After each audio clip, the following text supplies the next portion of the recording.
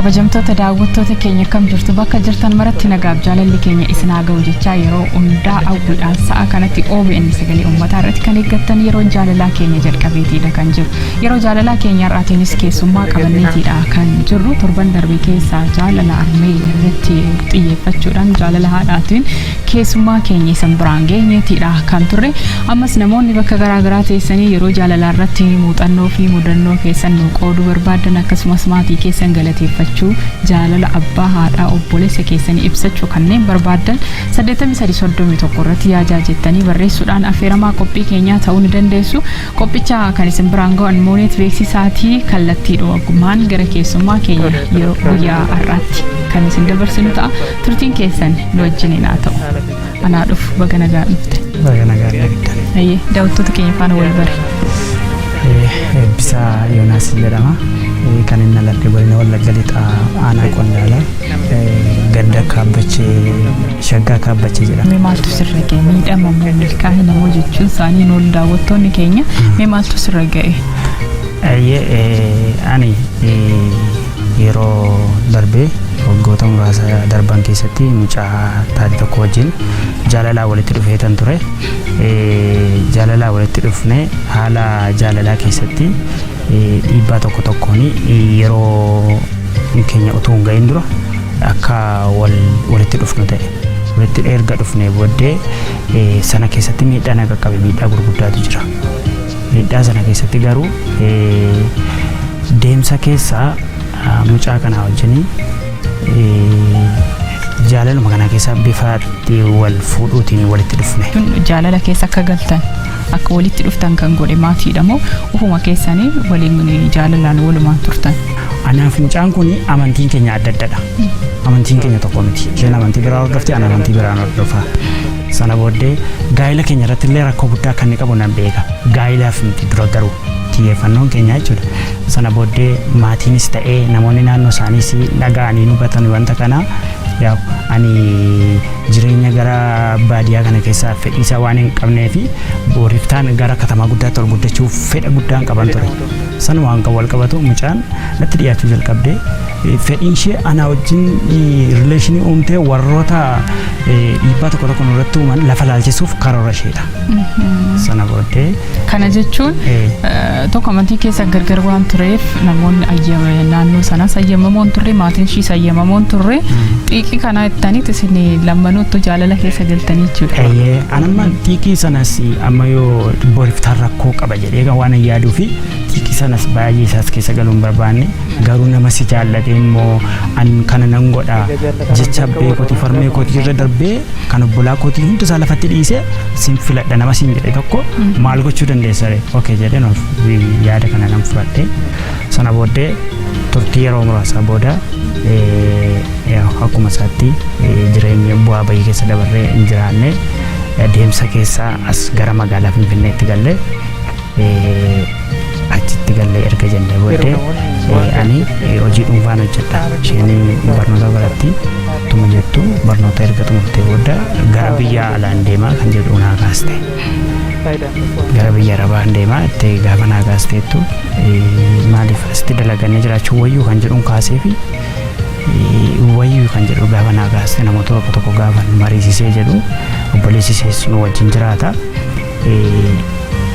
Akka isheen deemtu haala tokko tokko mijeesseef sana keessatti deemtee gaafa ji'a lamaa booda walitti bu'iinsi tokko tokko uumame.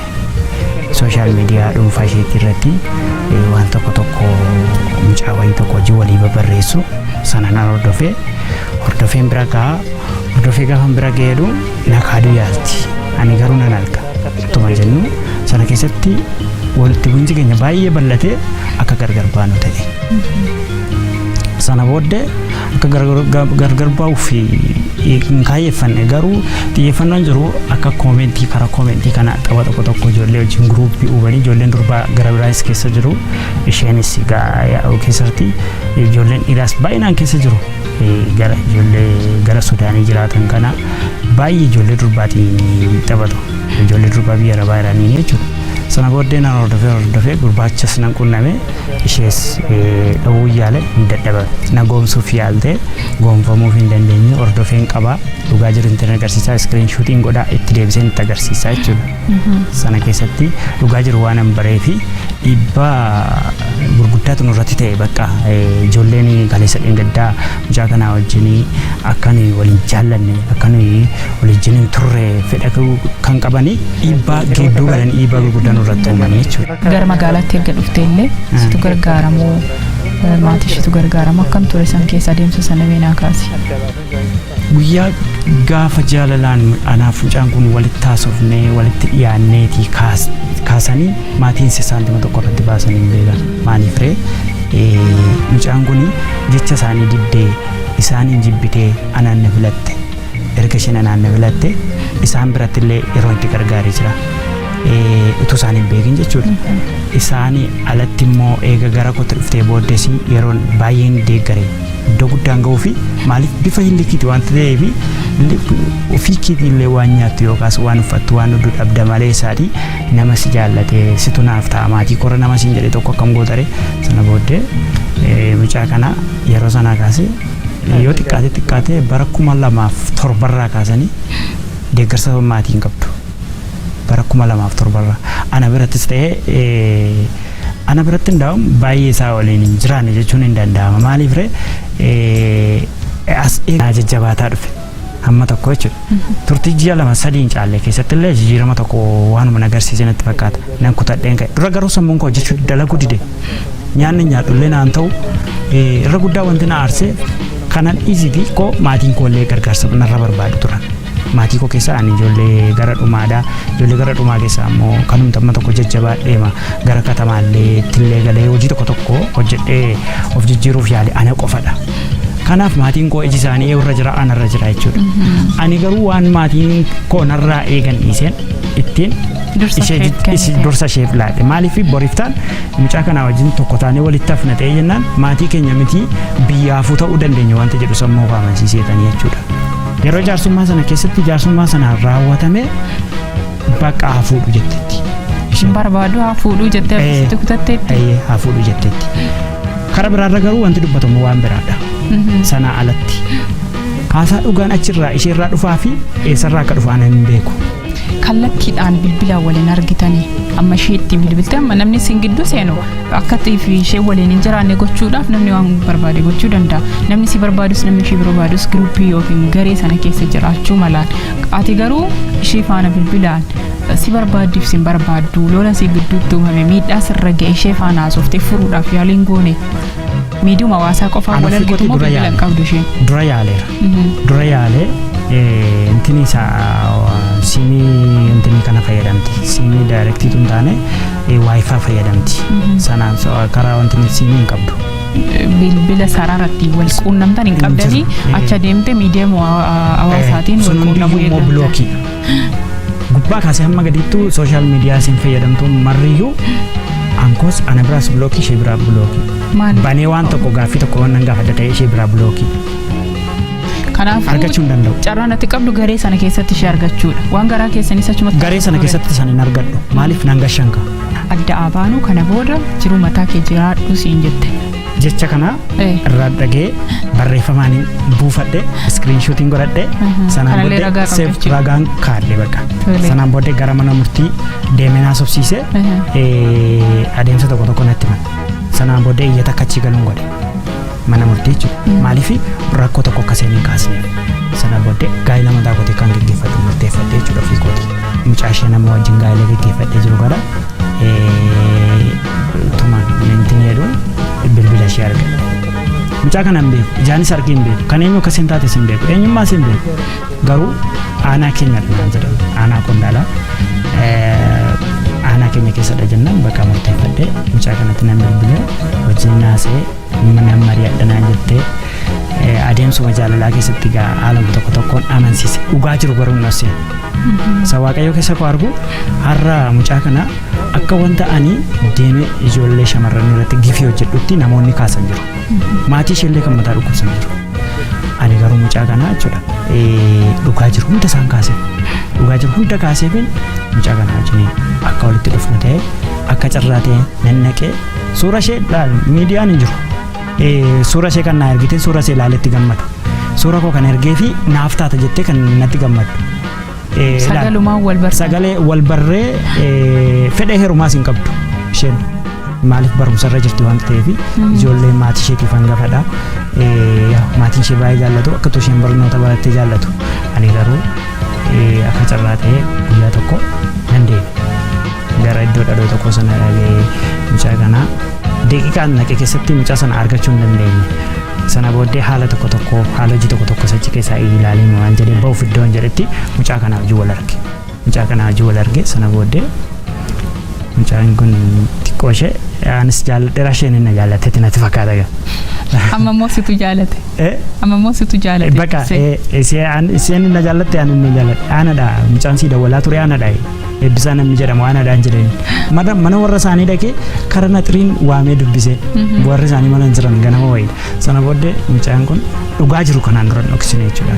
Bilbilaan yeroo wajjin bilbilaan kamiyyuu siin ta'u ta'ee jennaan bilbila kana minaa wajjin haasa'inii kan jedhuun kaase maaliif ani fakkeenyaaf dhugaa jiru yoo dhasse bultii keenya keessatti mucaa kana hojii yoo olfune burra koo uumuu danda'a sanaan kan wal qabatu dhugaa jiru dhassinee dhugaatti mane naannoo isaanii taa'een an nama akkasiitii iddoo akkasiitti naladhee garuu iddoo akkasii hin jiraadhaa jedhee jaarsummaa nama lama wajjin waraqata akka seera aadaa keenyaatti itti erge. Cidha godhattanii wal fuutanii amma bultii ijaarrattee bultii keessa jirta.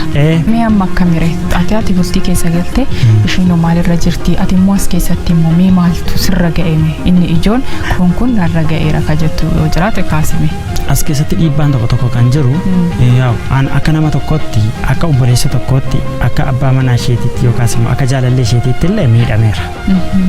Sana keessatti garuu isheen akka miidhamtuuf hin barbaadu. Anis kanarra akka miidhamuuf hin barbaadu. Ani amma kana isheetti dhama'eera. Isheenis badduutti karaarratti akka baddu akka kuftu hin barbaadu akka of ijaartu akka soroorte jiruu ishii jiraattu hin barbaada. Anis jiruu mataa koo jiraachaa hin jira yaada jedhu kaastamoo komii ishiirraa qabdutu jira. Komiin dachaadha komiin irraa qabu. Garuu komii bishaan darbee waraabnu inni kun rakkina hin qabu. Walumaa gala yoo itti tole yoo itti fakkaate yoo namummaan itti dhaga'ame yoo maalummaan namaa yoo itti dhaga'ame horii kana dafqanii akka itti argatan immoo yoo itti dhaga'ame waan kana natti dadhabe jettee yoo wanta itti dadhabe as-addeenaa deebistee natti tola. Garuu yoo kana hin taanes yoomiyyuu taanaan dhiifama godheeraaf akka itti milkooftu ta'ee yaada. Nama carraaseetii nama bultiidhaaf isheedhaaf ta'u yoo isheen argatte tan gammada maaliif akkuma nama argadhe akkuma nama gammadee jiraadhu kana isheen gammaddee yoo jiraatte natti tola maaliif miidhamuu ishee keessaa wanti nagaa hin jiru jechuudha. Inni guddaan isaa nama jaalattu tokko amma wajjin turtetti amma jaalalaan wajjin turtaniitti ishiin si jaalatteetti sa'aatii sana amma ijoollummaadhas natti fakkaata umrii itti walitti dhuftan ijoolleedhaan naan jettaati illee erga si yaada naanneeffattee guddattee kunaarra sadarkaa yaaddee ishiif illee cinqamaa jirturra jirtaan ishiinis ijoollummaadha sa'a ijoollummaa nama jaalatanii jaalala keessa galuu itti fakkaachuu danda'a jaalalli walii kami gaafa jedhamu hanguma umriin kee ol guddataa deemtu yaada naanneeffachaa deemtaan haa ta'u jettee dura jaalala keessa galtee ijoollummaan jaalala keessa galtee biyya arabaa immoo erga deemtee namoota hedduu faana carraan wal baruu ishii immoo siin akka adda baatu ishee taasiseeraan garuu waan gooteef ati jalqaba oolmaa jaalalaa waan ishiif jaalattuuf oolte irraa eeguun amma tokko barbaachisaadhas jedhee fudhadhu akka kootiitti daawwattoonni keenyas waan jedhani nu barreessuu danda'u garuu maallaqa itti baastee immoo biyya sana ishii ergite keessaa muraasa amma dandeessu sii deebistuuf yaalteetti sin dhoowwanne otoo guutumaan guutuutti si dhoowwattee siinis si gantee komii keessa ishii galchuu danda'an inni guddaan ati kan amma tokko daawwattoonni keenya sirraa baratan ati ishiin nagantuyyuu ishiin irraa adda baatuyyuu an jireenya mataa kootee eegaleera eegali siin jettee fuudhi siin jettee fuuteetta erga fuutee immoo akkuma koo gammadduu taatu waan isheen natti balleessite maraa dhiifama godheeraa fi jettamu. Ayyee. Nan barbaachisu maaliif yaa kaleessa wallaalumaan dhiibbaa tokko keessa galleerra wal miinerras yaa isheerra garuu anatu miidhame. Isheen sama biyya arabaa keessaatii kushinaa arabaa keessa dalagdee maal jettee xaartee fiddee naa jiraachistu jechuun aanotuma ta'ee natti ulfaata. amma hedduun amma namoonni hedduun kana gochisiisanii irraa nyaatanii kan deebi'aniit garatti galan jiru. Fakkeenyaaf hin qaddamte masheen maaliif tarii kana na godhaa laata jettee faa yeroo isheen itti tilmaamte tarii jira laata wanta jedhamu fannee yaade maaliif wanti kaleessa dhingada darbe wallaalummaadhaan ta'e warra namni waan nurraa barachuu qaba nuti miidhameera nama maaliif dhala koo akka kun hin qaqqabneen gochuu barbaada obboleessa koo firoota koo eenyuuniyyuu dhala namaa kamiinuu carraan kun akka hin qaqqabneen barbaada malee ammayyuu dhiibbaa kamiinuu itti fufee maaliif illikki ishee guutuuf midhaaniin kan hin fuudhe ishee illikki qabachuun maaliif jireenya kootiin waan na barbaachisuuf jedheen maaliif umuriin koo ga'eera waan ta'eef hangana booddee maatii horadhee dhala godhadhee mana mataa kootii ijaarradhee jiraachuun qabaadha xiyyeeffannoon kun malee dhiibbaa kaleessa deeggardaa keessa namni kaleessa wajjiniin dabarsiteetta wajjiniin nyaatte wajjiniin dhuddeetta jaalala xiqqaas guddaas haa ta'u waliin dabarsiteetta gaafa walloltu yookiin hireen kee tokko ta'uu baate gaafa adda baatu akka diinatti wal ilaaluun qabdu nagaa rabbi wal gaafachuu waan gaarii gaafa waliif yaaddu rabbi jireenya jiraattu keessatti si eebbisa jiruun jiraattu kamiyyuu keessatti immoo gammadaa taatee jiraatta ati nama aaloo yookiin garaasaatti waa qabatu nama sana miidhuudhaaf yaaduu ta'e immoo jiruun ati keessa jiraattu kunis akkasumas miidhuu danda'an kanaafuu namni jirus jireenya isaa keessatti gaarii yaaduu qaba oo gaarii yaade gaariitu isaaf taa'etta ayyee ergaa kee fixxeetta ayyee guddaa galatoomi muuxannoo fi mudannoo sirraa ga'eerraa wal qabsiistee daawwattoota keenyaaf namoota na fakkaatanii fi barumsa ta'a jettee waan nu qooddeef guddaa galatoomi siin jedha jabaadhu milkaayi ishiinis ree bakka jirtutti jireenya gaarii akka jiraattu namni gaarii akka ishee quunnamu hin hawwinaa fi atis immoo jireenya kee keessatti milkaayaa taate tarii guyyaa tokkos walitti dhuftanii immoo nagaa buustanii kan darbe irraanfatanii akka obboleessaaf obboleettiitti oolmaa kana dura waliif ooltanii fi walgalatanii. Natti tola yoo walitti dhufne buna shaayannee haadha manaa koshee kanas qabadhee ishee wajjinis teenyee taphannee maal jennee kun nagaraa yoo wal ilaalle gaarii. Wal eebbistanis gaariidha.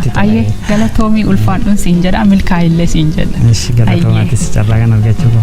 Tole.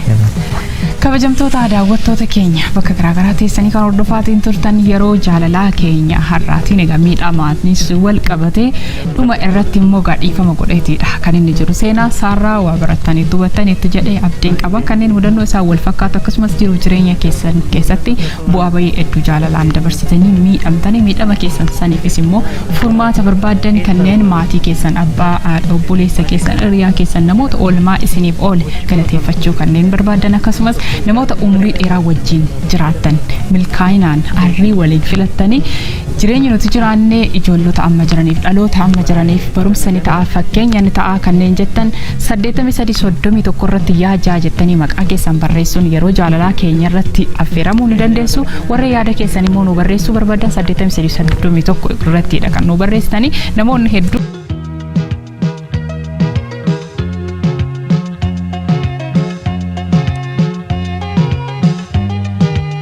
saddeettamii sadii soddomii tokko yaajaa jettanii ergitanii yeroo isiniif deebisnee bilbiluu yaadaa kanneen jettanillee waan nu mudatuu fi warreen yeroo jaalalaa qofa irratti affeeramuu barbaadan qofaaf 8331 yaajaa irratti kan ergitanii yeroon jaalalaa keenya har'aa kana fakkaataa qophicha kan isin biraan gaatu rammooniit feesisaati turban keessummaa biroon kan walagarru ta'a aga turbaniitti oraa bulaa deebanaa nagaa nuuf ta'a.